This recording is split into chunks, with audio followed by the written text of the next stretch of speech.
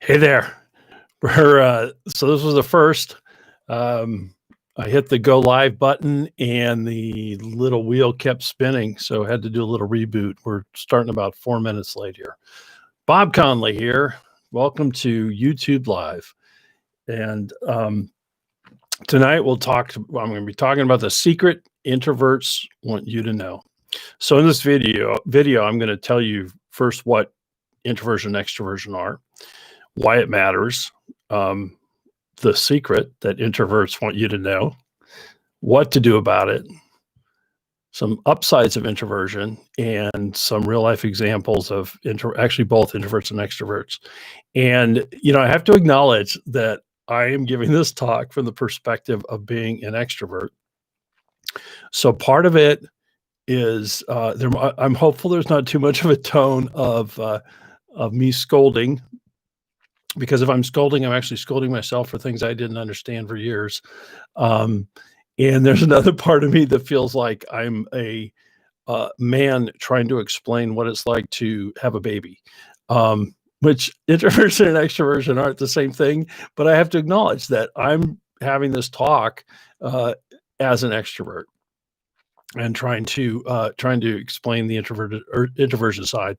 All right, so I'm trained in personality types and aptitude assessments and have been using them for over 20 years. And I'm an expert in creating frameworks for teams to accomplish great things. And so I have a track record of using this material in my business to improve people's lives. And this is just a tiny bit of it, but it's a very important part of it. So first thing is, what are introversion and extroversion? Now, the easiest way to explain them is in terms of energy.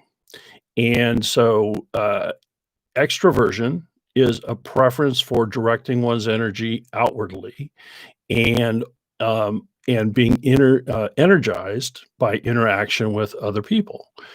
And introversion is a focus. Introverts prefer to focus their energy inwardly and get energized when they source that and get back in touch with their inner world. That's a simple thing. There are a bunch of other moving pieces but for this talk, I really want to just keep it that simple. So something I also want you to know is that I'm going to quote an introvert that said this to me, and I just thought it was priceless. He said, "Introversion has nothing to do with liking people. It has more to do with how much you need to talk to the people you like." And so that's an important thing. And I like the way it was said. It's because introverts can be labeled as not liking people, and that's not it. So there. So why does it matter? Well, Carl Jung is credited with popularizing introversion and extroversion, and he actually considered it the most important element in his model of personality. And the reason was that it is it's foundational to how each person gets their energy. And like I said in the definition, the introvert from within, the extrovert from outside. So one of the simple things to remember as when you're an extrovert, and I don't know why I always think introverts kind of know this just because of what they go through in dealing with extroverts, but extroverts need to understand that as their battery is being charged, and the introvert's battery is being run down. And so what do we do about this? And that's where we come to the secret. It lies in a simple adjustment that extroverts can make. The secret is that introverts are more than happy for you to take a pause. Go ahead and take a breath, take a pause. And part of this is because, introversion is inherently harder to observe. And a lot of times extroverts aren't even aware of how hard an introvert is probably working to be engaged in a conversation. And so here's what extroverts can do. And let me also say, it is always, it's not just all on extroverts to make the adjustments, but I am a little prejudiced as an extrovert. I think that it's easier for extroverts to do the things I'm going to say, um, just by virtue of the same reason that it's easier to slow an engine down than it is to run it at top speed all the time.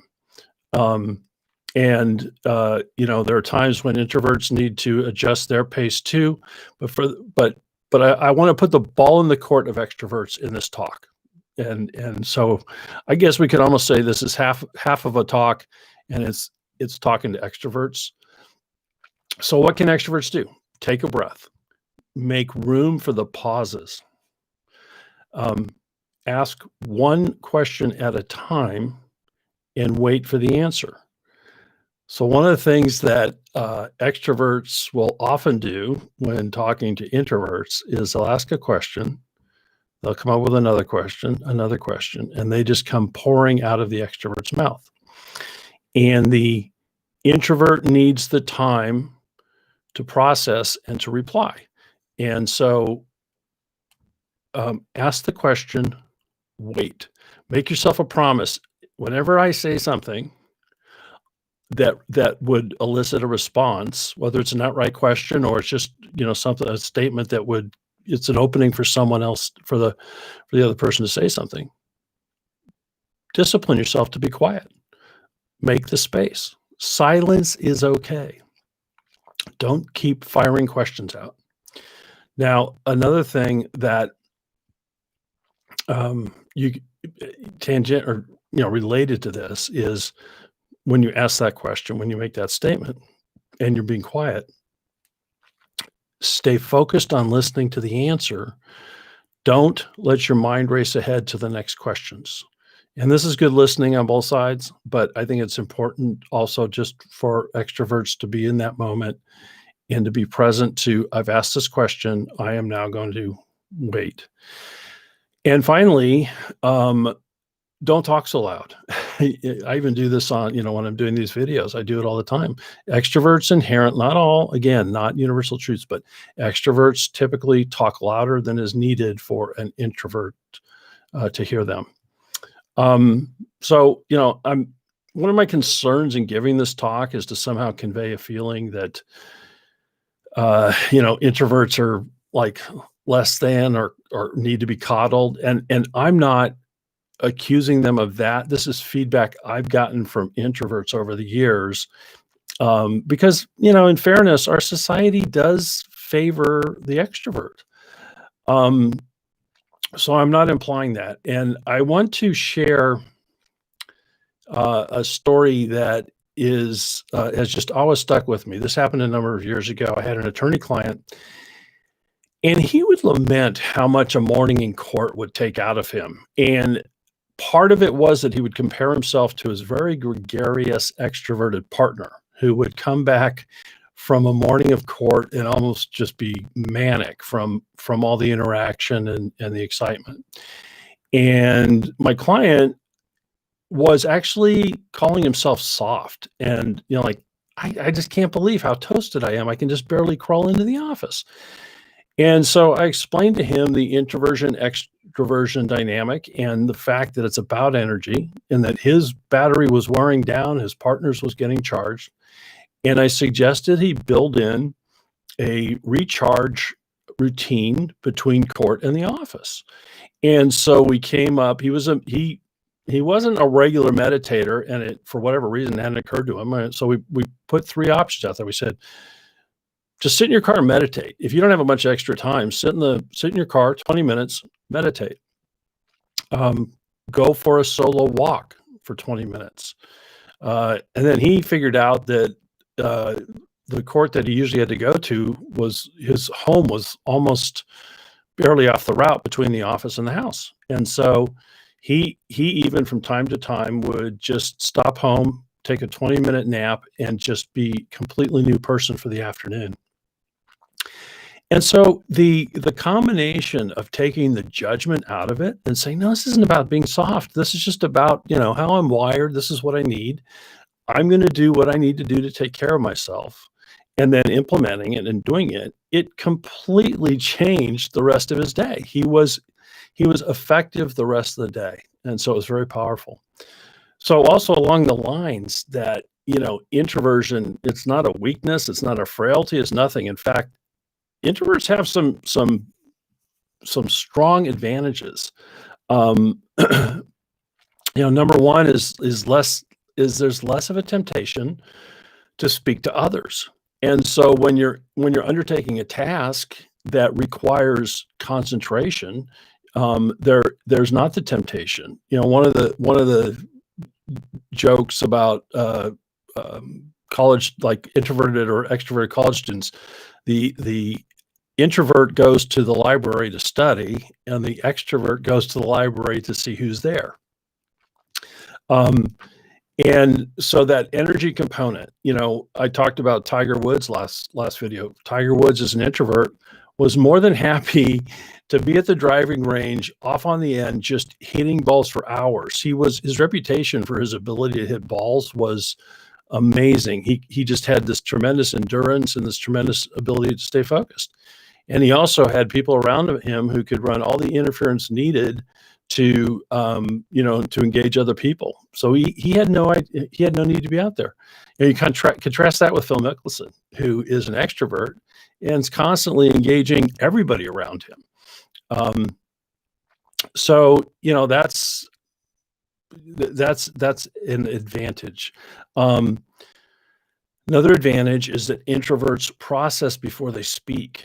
And so we always hear the lament that, gosh, I wish he would think before he spoke. Well, extroverts actually complete their mental processes by extroverting them.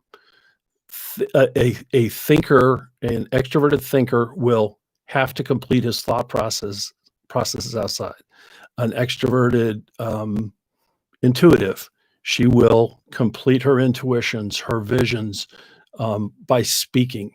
And so that's a very real component of extroversion, but it's also one that at times doesn't work all that well. So introverts, for the most part, gain a reputation of, wow, she doesn't speak much, but when she does, it's thought out. It's not frivolous. So we're going to pay attention to that. So that ability or that inclination to process before speaking is a very big plus. And then finally, and this is not all inclusive, but just another example of an advantage, is that reserve in speaking creates space for others to speak. So a lot of therapists are introverts, and their ability, it's not like it's a requirement, but their ability to listen one-on-one is something that serves their practice well, because it's about listening to the other person. And believe me, I've actually coached a number of therapists on personality assessments and aptitudes, and they get worn out by the day too. So it's a similar dynamic, but the one-on-one environment can make it more manageable. So at any rate, the ability to be reserved in speaking creates that space for others to speak. And so, I'm going to share some famous introverts and extroverts, and it's kind of funny because, the list of extroverts, extroverts are easy to see. They're out in the open. So I'm going to go through them very quickly. Basically every president since Jimmy Carter has been an extrovert. 99% of 99% of stand-up comedians are extroverts. I mentioned Phil Mickelson, Warren Buffett, Bill Gates, Steve Jobs, Mark Zuckerberg, all extroverted personalities. Now so now I can share some public introverts. And I mentioned Jimmy Carter, all presidents since Jimmy Carter have been extroverts, so therefore, Jimmy Carter is an introvert. Abraham Lincoln was an introvert. Tiger Woods, Michael Jackson, talked about last video. Mother Teresa, Phil Jackson, the Lakers coach. Tony La Russa, I think he just came back into baseball. Is going to manage the White Sox. Race car driver Dale Earnhardt, Kareem Abdul-Jabbar, baseball player Gary Jeter, Shaquille O'Neal, Pete Rose, all introverts. And so if you were to start studying them, I'm not sure how those names strike you. You go, oh yeah, I can see that he's an introvert. But next time you just start observing and seeing what that looks like. All right, so remember now, I'm not mad at you extroverts. I'm not scolding you, but this is focused on you and things you can do to make things better.